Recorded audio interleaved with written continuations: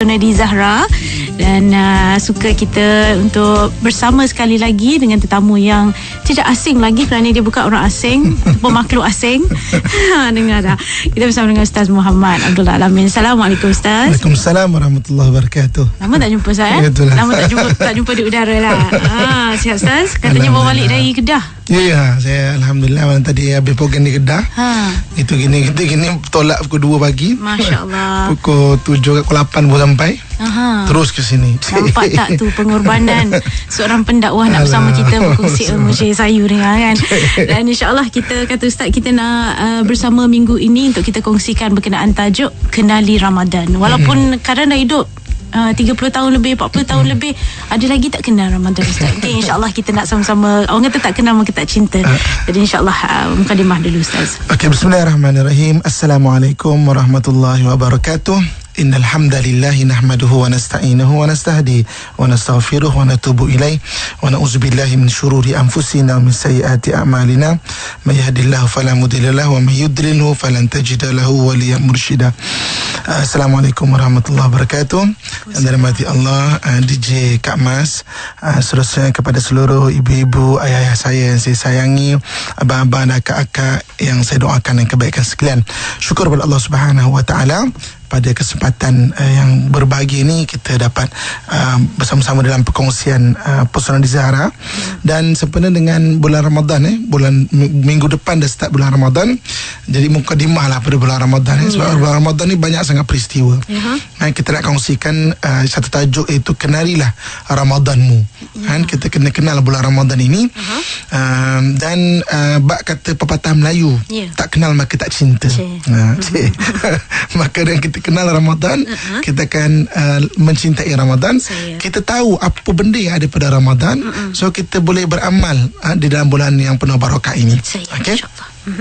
Kalau kita nak cerita mengenali Ramadanmu, kita boleh bahas daripada berbagai-bagai sudut. 1001 bab kita boleh bahas. Saya cuma nak membahaskan daripada satu sudut saja, iaitu Ramadan adalah bulan mujahadah, dia panggil bulan mujahadah. Mujahadah tu mujahadah nafsu lah. Itu semua kita tahu. Ustaz kita pun selalu sebut perkara ini. Bulan Ramadan adalah bulan mujahadah. Jadi apabila kita sebut mengenai nafsu ni, ada satu hadis Nabi SAW ada menyatakan kepada kita. Apa kata Nabi SAW? A'da aduwika nafsuka allati baina jambaika. Seberat-berat musuh kamu ni, sehebat-hebat musuh kamu ni adalah nafsu kamu yang berada di antara dua lambung kamu. Okay? Lambung ni mana lambung? Ni kalau kat TV Hakim dia boleh tengok yang kat radio ni bayangannya lah. Lambung ni kat sini lah, bahagian kiri. Kanan kiri rusuk kita ni. Kalau kita tengok apakah alignment kan, ataupun apakah garisan antara kanan dan kiri, kanan dan kiri kita punya rusuk ini, lambung kita ini, dari 3 perkara. Kan?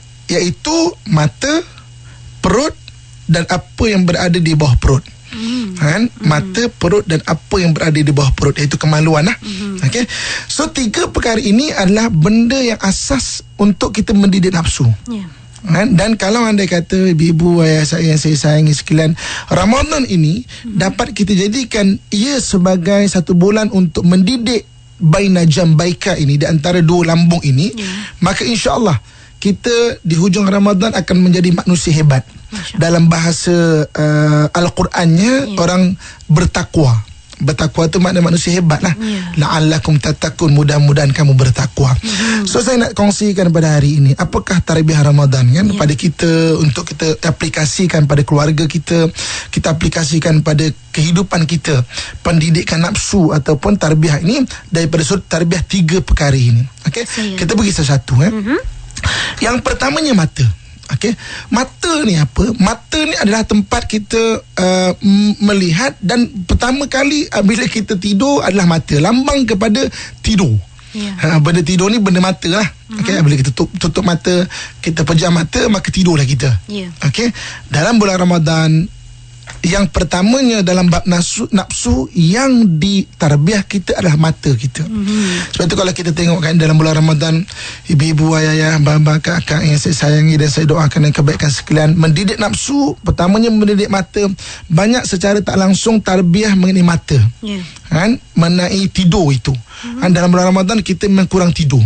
Bayangkan lepas saja kita berbuka puasa, kita pun sembahyang maghrib, lepas saja sembahyang maghrib kita sembahyang isyak, kemudian ada sembahyang tarawih. Ketika sembahyang tarawih itu ada orang buat 8, ada orang buat 20. Kan, ada kadang-kadang panjang, ada kadang-kadang pendek. Tak kisah panjang ataupun pendeknya, tapi lepas tu kita disuruh baca Quran, tadarus, kemudian rehat sekejap. Malam kita disuruh bangun kan, untuk salat tahajud. Ingat senang ke? Tatajafa junubuhum, orang-orang yang ingin merenggangkan lambungnya ini daripada tempat tidurnya. Ingat senang ke? Susah. Kan? Orang yang ada kekuatan saja yang boleh bangun tidur. Bangun tidur. Terutamanya bangun pada waktu-waktu yang bukan waktu dia bangun.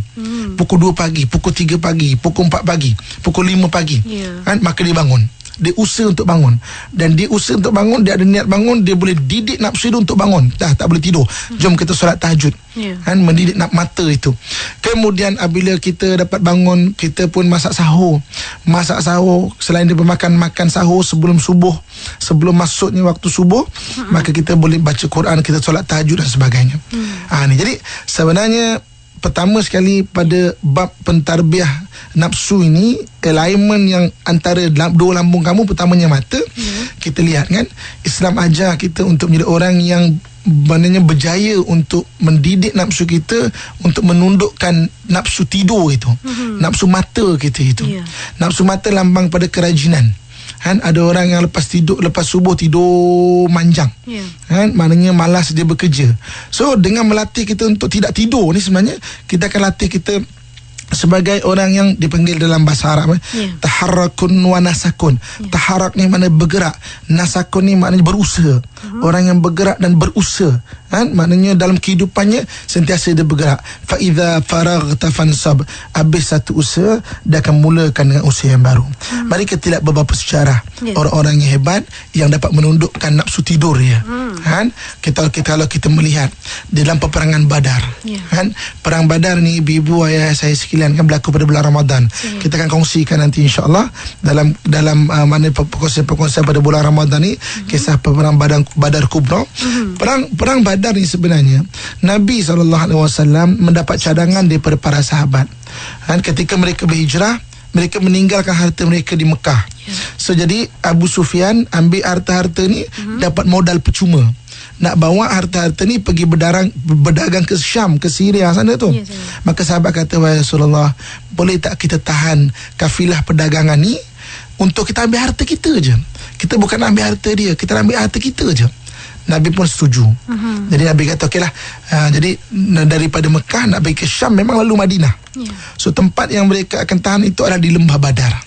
Okey, maka Nabi SAW, Lembah Badar ni 160 km lebih kurang daripada Mekah tau. 160 km. Nabi dengan 313 dengan kekurangan alat-alat peperangan. Sebab pergi bukan nak perang. Rupanya perancangan Nabi ini dapat dibaca oleh orang-orang kafir Quraisy. Mereka sediakan 1,000 orang lengkap dengan kelengkapan peperangan. Kita nak tengok apa yang jadi pada malam itu. Kan, kalau kita lihat dalam perawian kita lihat pada malam itu Nabi SAW kan bermunajat kepada Allah Subhanahu Wa Taala. Nabi mengangkat tangan sampai dalam hadis disebut sebagai ni, nampak Nabi punya punya tangan tinggi yang kat Nabi itu sampai lengan jatuh baju itu, sampai nampak lengan Nabi SAW. Tingginya tangan tu dia munajatnya. Maknanya walaupun apa keadaan, Nabi itu dapat jaga supaya tidak tidur. Apabila munajat Allah Subhanahu Wa Taala, Allah Subhanahu Wa Taala bagi wahyu, bagi ilham pada Nabi macam nak mengatur formasi peperangan untuk esoknya. Selain daripada kemudiannya Allah Subhanahu Wa Taala turunkan malaikat, wal malaikatu wa 5,000 minal malaikatu musawwimin, 5,000 malaikat yang berpasukan-pasukan. Ini dan Allah sebut dalam Quran perkara ini. Maknanya dapat kita mendidik nafsu, sumber kepada pertolongan Allah Subhanahu Wa Taala kepada kita. Macam tu juga ketika kita lihat peperangan salib.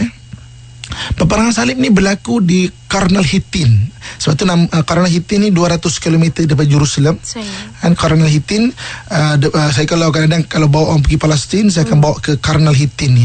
Dia ada satu kawasan lapang, atas bukit, kawasan lapang, padang lapang. Kemudian ada macam bukit yang kecil, macam tanduk. Sebab itu dipanggil Karnal Hittin. Karnon tu makna tanduk. Peperangan Hittin tu 200 km dari Jerusalem. Kan? Ketika peperangan akhir, pada malam itu, apa kata Salahuddin Al-Ayyubi? Malam ini kan, maknanya nak supaya semua orang bangunkan malam. Padahal esok nak perang. Ikut akalnya tidur lah. Tidur awal lah.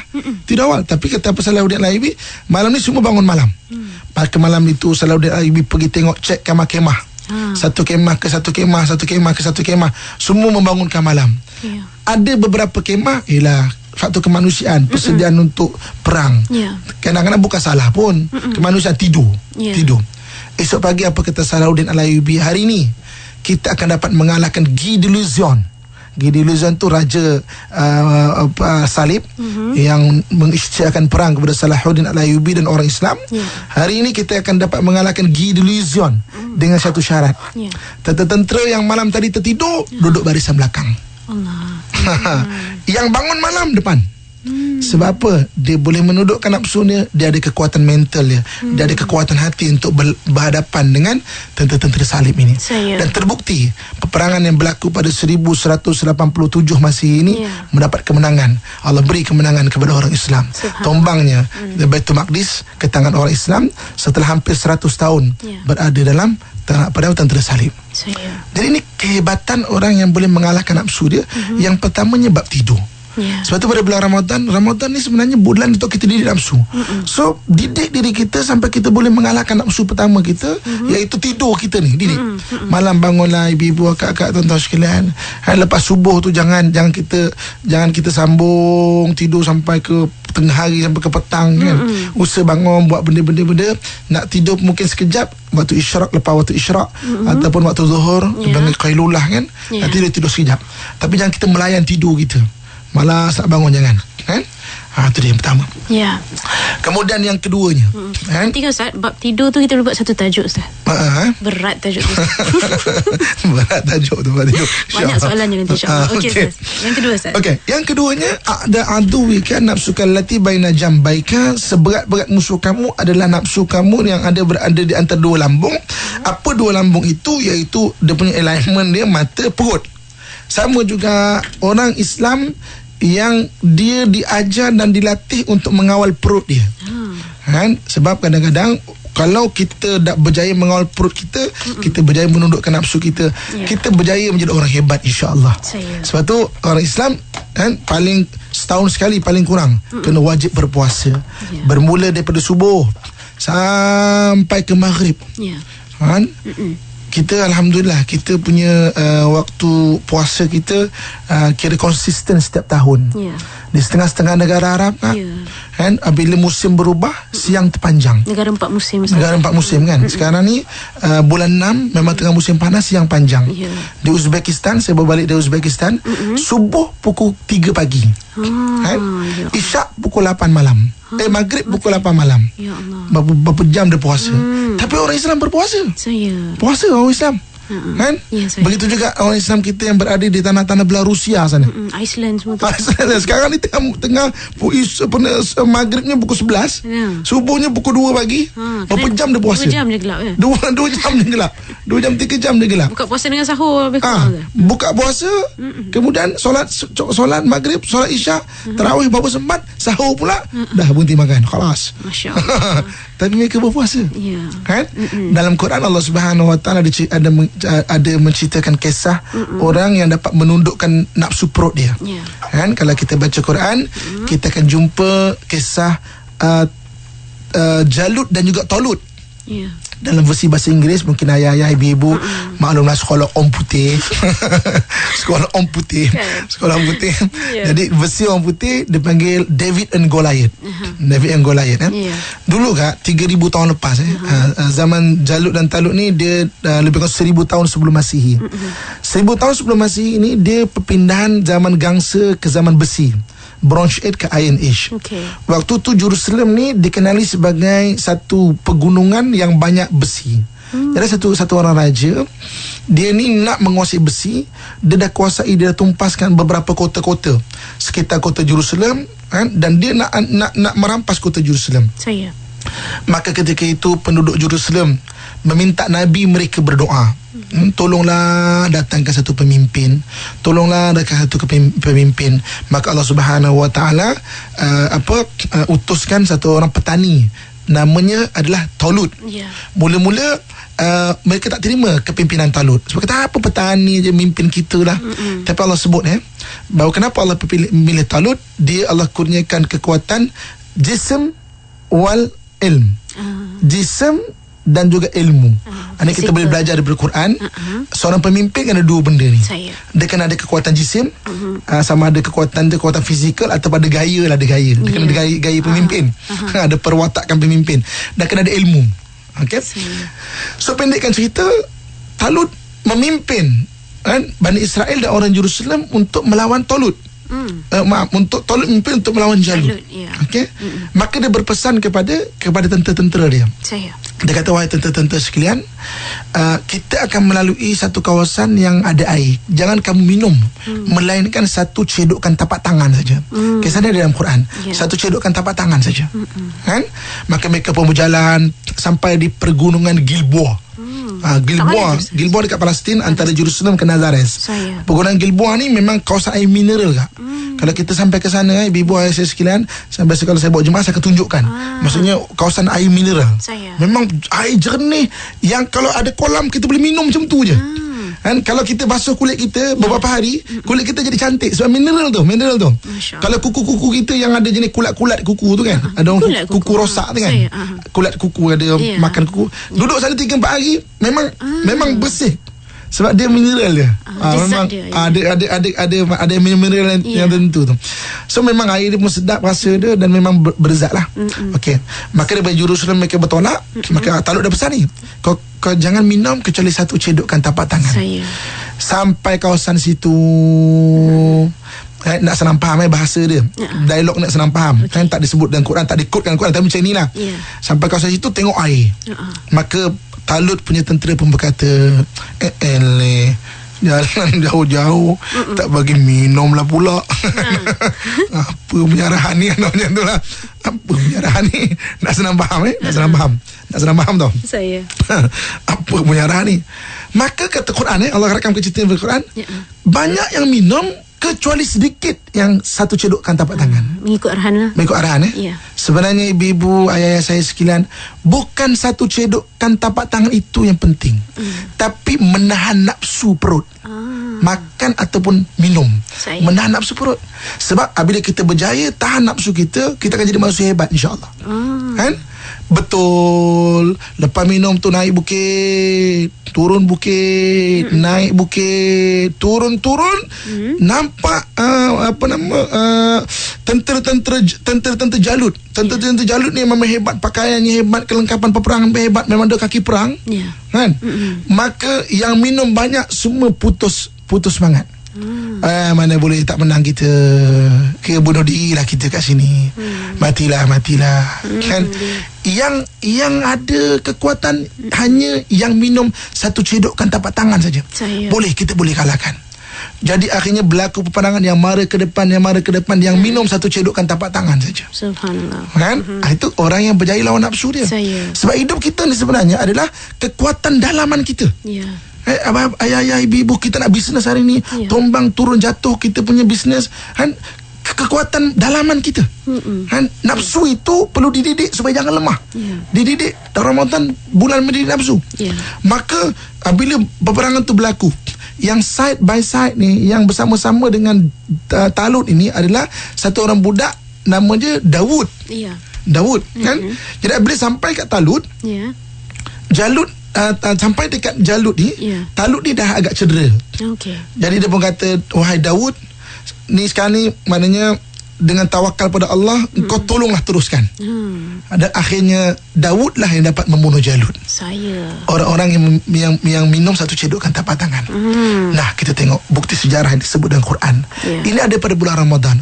Allah programkan bulan Ramadan untuk kita sebagai orang Islam. Ada kekuatan dalaman ini. Berhenti makan, didik nafsu kita. Kalau kita nak layankan makan kita, memang kita akan makan aja. Kan makan macam seolah-olah perut kita tu sampai ke kaki macam. Makan urut kaki kanan penuh, okey. Sebab tu buka puasa pun biar buka puasa secara sunnah. Kita nak makan sangat ni, Khairah nak makan sangat ni. Azan saja bukalah dengan tamar, bukalah dengan air. Cukup. Kita sembahyang. Barulah kita makan yang lain. Kita tengok macam mana kita boleh kawal kontrol nafsu kita. Kan? Jom hari ni bulan Ramadan tahun ni, kalau tahun-tahun lepas tak dapat buat, buat secara kita buka dengan tamar dan air sejuk. Sembayang dulu, kemudian baru makan. Jadi kalau kita makan banyak pun, makan kita tu setelah kegairahan nak makan tu kita kontrol. Kita dapat kawal nafsu kita ni. Kan? Ibu kakak tuan-tuan muslim-muslimat sekalian. Okey, dan yang terakhir ni, yang ketiga. Yang ketiganya kemaluan. Alignment dia, nafsu kamu yang berada di antara dua lambung kamu. Ramadan bulan tarbiyah nafsu. 3 benda yang penting: mata, perut dan apa yang berada di bawah perut. Apa yang berada di bawah perut adalah kemaluan kita. Kan? Macam tu juga pada bulan Ramadan. Pada bulan Ramadan disuruh kita mengawal kemaluan kita. Kan? Maknanya pada siang hari tak boleh nak bersama-sama dengan isteri. Walaupun katakanlah sahur tu, kan, makannya makan kambing, minumnya tongkat ali, pukul 10 mata dia terbeliak. Tak boleh.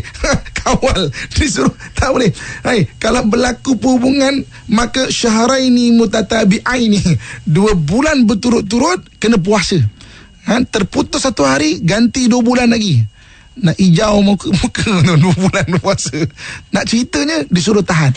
Kan? Tahan. Walaupun apa keadaan, cuba tahan. Macam tu juga malam, terutamanya malam-malam akhir, ketika malam beriktikaf, disuruh kita digalakkan untuk, maksudnya masing-masing beribadah. So tahan benda itu. Dan orang yang boleh tahan nafsu kemaluan dia akan menjadi orang hebat juga. Tarbiyah nafsu tu dapat ditundukkan. Kita yang memimpin nafsu tu, bukan nafsu yang memimpin kita. Dalam Quran Allah sebut banyak kan, macam mana orang-orang yang kalau tak ditarbiyah, nafsu tu memimpin dia, mengikutkan hawa nafsu dia. Itu yang sampai berlaku kejadian-kejadian yang tak baik. Kan, kejadian-kejadian yang tak baik, berogol lah, zina lah, sana sini dan sebagainya. Sebab nafsu tu yang menunggang dia. Patutnya nafsu tu yang kita didik, kita pimpin. Bulan Ramadan ni mendidik 3-3 ni. Kan, cuba kita lihat bukti sejarah kan. Tuan-tuan muslimin muslimat anda rahmat Allah sekalian, ketika Nabi SAW dalam peperangan Khandaq, kan? Okey. Nabi dalam peperangan Khandaq ni, Nabi menggali parit sekitar kota Madinah. Gali parit tu agak besar dan luas. Tanah tu dilonggokkan ke dalam, biar jadi kubu pula. Tanah tu dilonggokkan ke dalam biar jadi kubu. Okey. So ketika gali parit, ada satu batu besar yang tak dapat dipecahkan. Okey.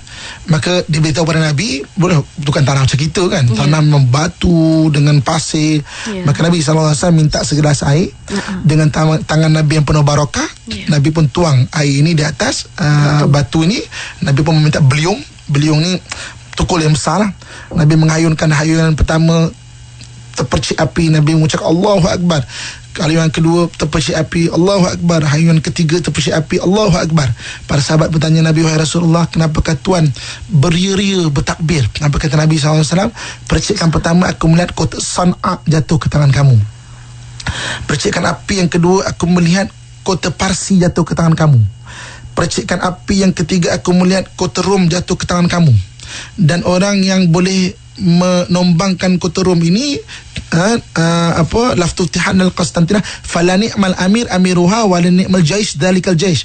Orangnya sebaik-baik pemimpin dan tenteranya sebaik-baik tentera. Maka Nabi SAW wafat pada tahun 10 Hijrah. 12 Hijrah kota San'a jatuh ke tangan Islam.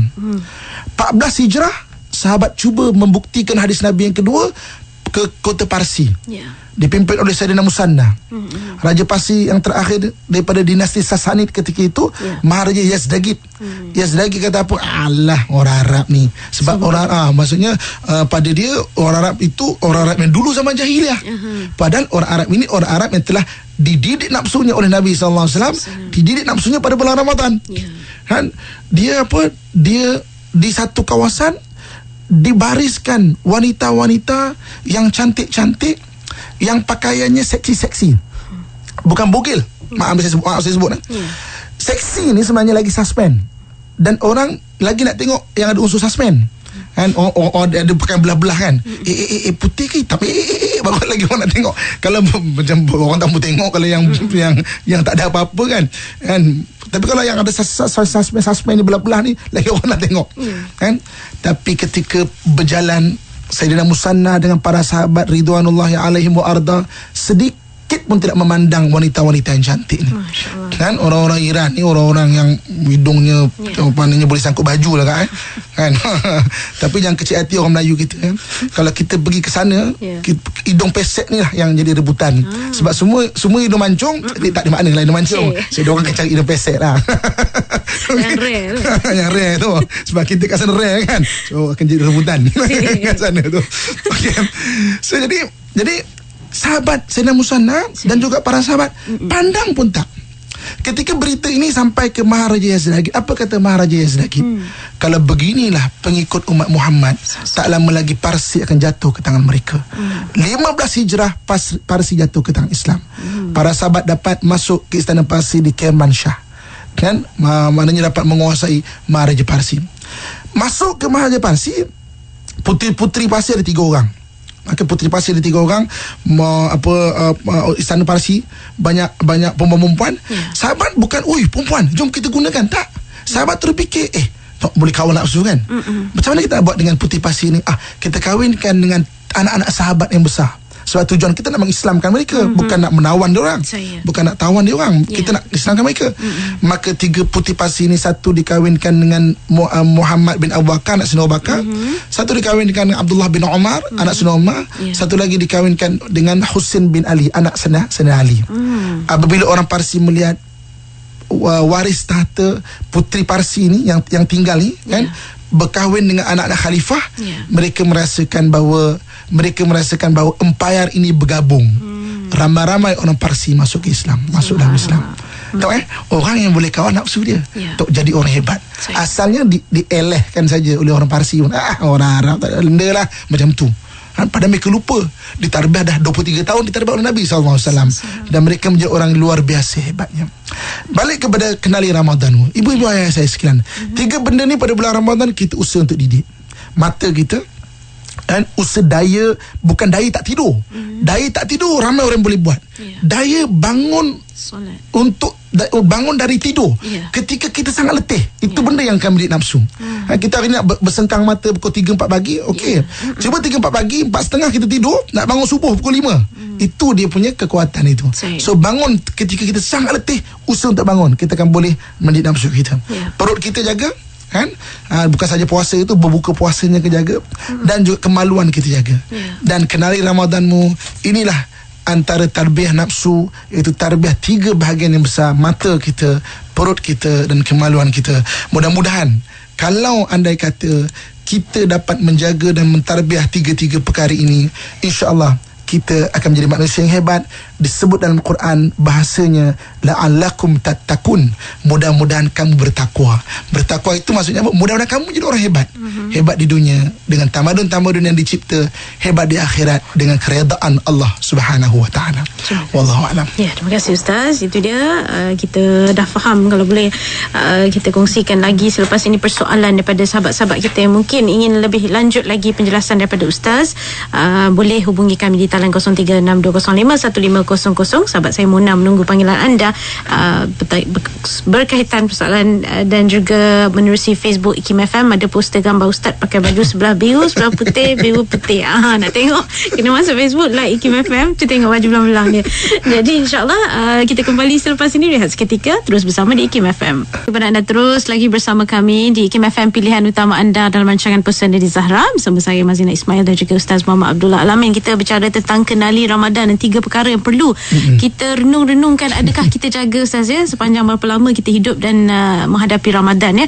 InsyaAllah seperti kita wawarkan, kita nak berkongsi persoalan anda menerusi Facebook dan juga talian. Kita dengarkan pemanggil kita yang pertama, Cik Alias dari Shah Alam. Assalamualaikum Ustaz. Saya Haji Alias dari Shah Alam. Soalan saya mengenai pekerja yang bekerja di tempat makan lah, di restoran, kemudian menyediakan makanan untuk orang bukan Muslim. Jadi apa hukumnya Ustaz? Kita terpaksa bekerja makan gaji, tapi untuk memberi makan kepada orang yang bukan Muslim lah. Lagi yang kedua, saya soalan umum lah. Baru-baru ini dikatakan jumpa satu fosil dinosaur berumur dijangkakan 260 juta tahun dahulu. Jadi adakah di dalam Al-Quran ada disebut dinosaur ni di zaman apa kehidupannya, ataupun mungkin di sebelum kewujudan Nabi Adam lagi, ataupun di zaman apakah yang kalau ada diceritakan dalam Al-Quran mengenai binatang dinosaur ini berbanding dengan binatang-binatang lain ada disebut dalam Al-Quran. Itu saja. Assalamualaikum. Assalamualaikum. Pertamanya, kita bekerja di kedai makan untuk menghidangkan orang bukan Muslim, harus hukum dia. Sebab kita bekerja memang untuk menghidangkan keperluan manusia dia tu. Kan? Dan memang cuma maksudnya kalau anda kata ada orang bukan Islam orang Islam yang beli lah, dia nak beli, itu hak dia. Okey, kita nasihatkan juga, bang puasa ke? Tak adalah untuk buka, tak apa. Ataupun kakak-kakak kan, mungkin ada yang uzur sebagainya. Kalau yang bukan Islam, harus hukum dia, tak ada masalah. Yang keduanya pasal fosil dinosaur kan. Dalam Quran, Allah Subhanahu Wa Taala cerita benda umum, benda-benda yang makhluk-makhluk yang sebelum Adam AS. Okey, contohnya Allah sebut yusabbihu lillahi ma fis samawati ma fil ard. Bertasbihlah pada Allah apa yang berada di langit, apa yang berada di bumi. Secara umum je. Kan, maknanya tidak menyatakan zaman-zaman dan sebagainya. Cuma kebanyakannya adalah bermula ketika Adam AS diciptakan. Kan, maknanya Adam diciptakan bermula dan diturunkan muka bumi ini. So sebenarnya dalam Quran maknanya disebutkan benda-benda umum, benda itu tak disebutkan detail. Tapi kadang-kadang kita maknanya dapat melihat daripada hadis Nabi SAW ataupun perbahasan-perbahasan ahli kitab menterdahulu kan, yang tidak bertentangan hadis Nabi SAW. Contoh baru ni saya dapat tu kitab lama, nama kitab tu Ma'lumatul Ufuq. Ma'lumatul Ufuq ni binatang-binatang yang makhluk-makhluk yang Iskandar Zulkarnain jumpa. Okey, selain daripada apa yang Quran sebut, dia menjumpai Gog and Magog. Maknanya Ya'juj dan Ma'juj. Ya'juj dan Ma'juj itu maknanya salah satu binatang aneh. Ya'juj dan Ma'juj kan, yang wujud maknanya dikurung oleh Iskandar Zulkarnain. Maknanya kan kita tak nampak benda itu, tapi benda-benda makhluk-makhluk aneh macam tu wujud. Kan, maksudnya hin-hin Quran bagi tu ada. Macam tu juga dengan mana kitab-kitab lama, kalau kita tengok perbahasan kitab, ada wujudnya makhluk-makhluk yang aneh. Yalah, macam dinosaur juga makhluk aneh. Yang sekarang ni mungkin kita jumpa fosil secara sains. Tapi sebenarnya itu makhluk-makhluk aneh yang memang tak terfikir sebab kita tak nampak dengan mata kita waktu tu. Disebut dalam ahli kitab ataupun hin-hin daripada Al-Quran yang secara umum tu. Wallahualam. Baik, terima kasih Ustaz. Kita rakyat juga menerusi Facebook kan, saya dah kata tadi kena ada satu tajuk tidur. Saya rangkumkanlah persoalan ini daripada Hajar Zuhri bertanya, Assalamualaikum Ustaz. Ada tak doa untuk elak mengantuk? Dan satu lagi, Sejadah Hijau, okey, Assalamualaikum Ustaz, waktu dan tidur yang bagaimana dikatakan ibadah itu? Okey. Yang pertama sekali, doa untuk elak mengantuk, mintalah kepada Allah Subhanahu Wa Taala kan. Maksudnya dalam bahasa Melayu pun tak apa, minta Allah bagi kekuatan pada kita. Cumanya Nabi SAW pernah mengajarkan kepada Sayyidatina Fatimah kan, sebelum tidur baca Subhanallah 33, Alhamdulillah 33, Allah Akbar 34 kali itu kan.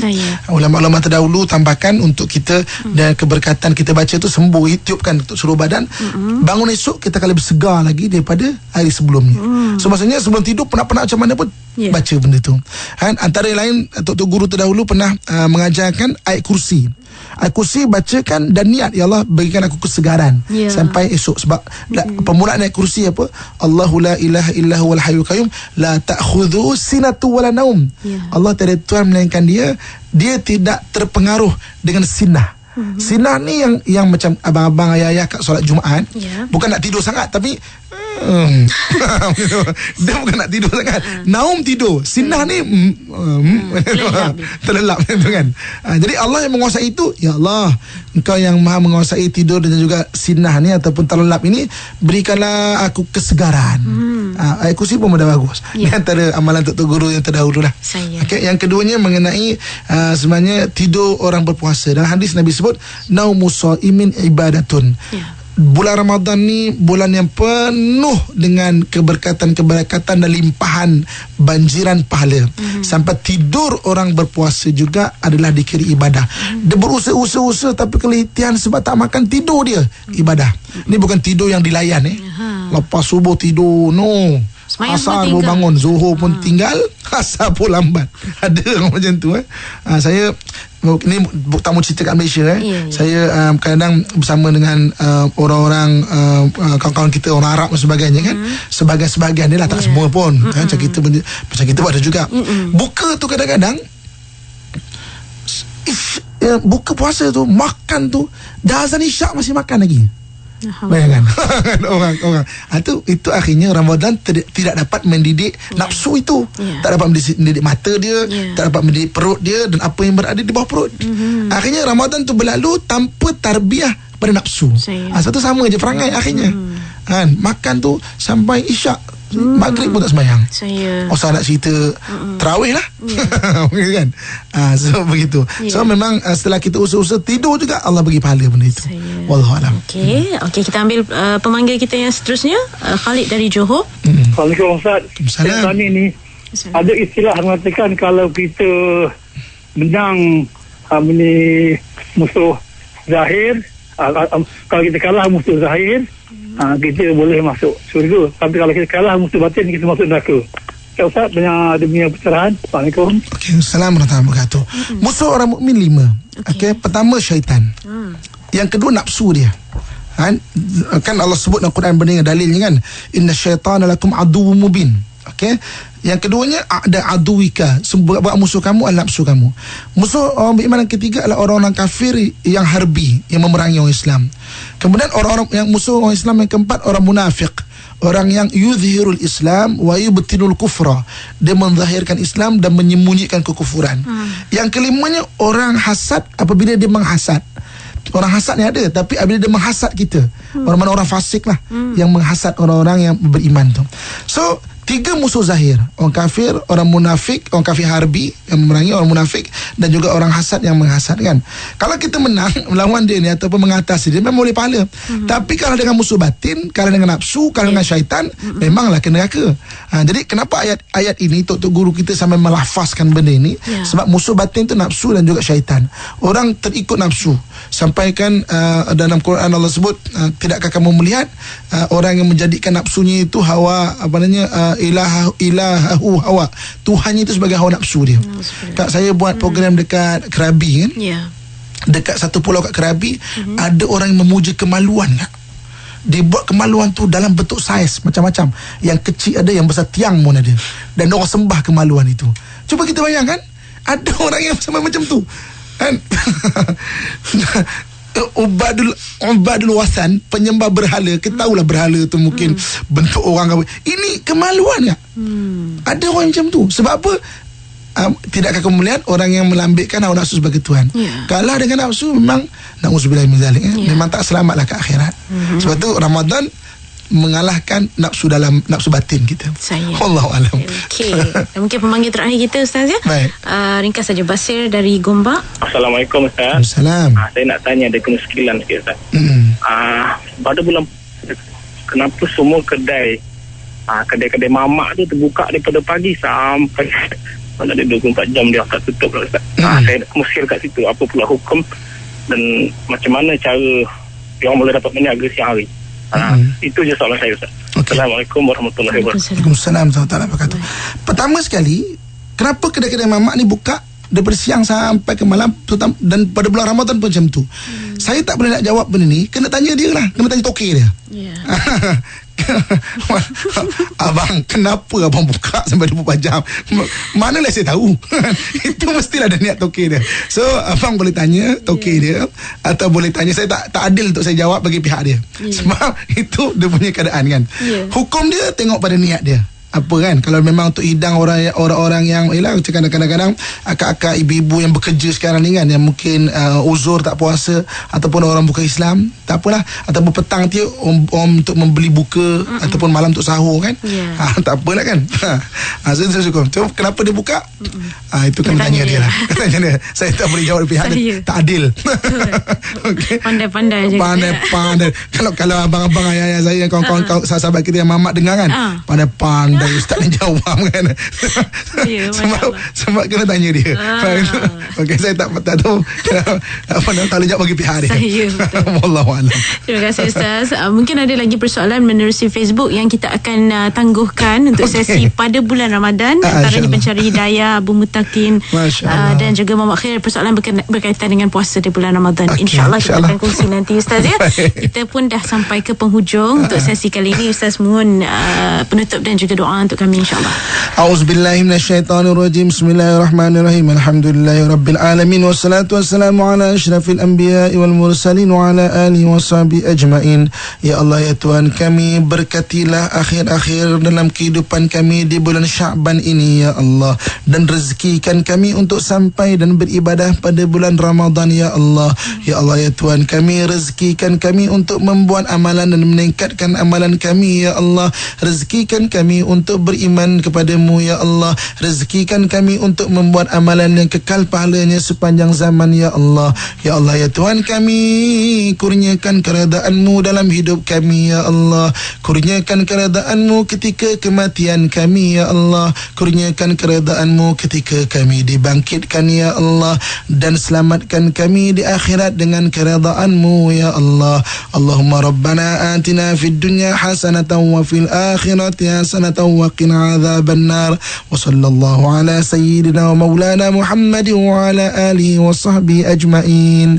Walhamdulillahi rabbil alamin. Taqabbalallahu minkum minna wa minkum. Taqabbal ya karim. Amin. Alhamdulillah. Amin. Terima kasih banyak Ustaz atas perkongsian pada minggu ini. InsyaAllah kalau kita direzekikan menuju ke bulan Ramadan, minggu depan kita akan mula insyaAllah ya. Dan katanya kena standby baju besi macam nak berperang lah. Orang kata nak melawan nafsu.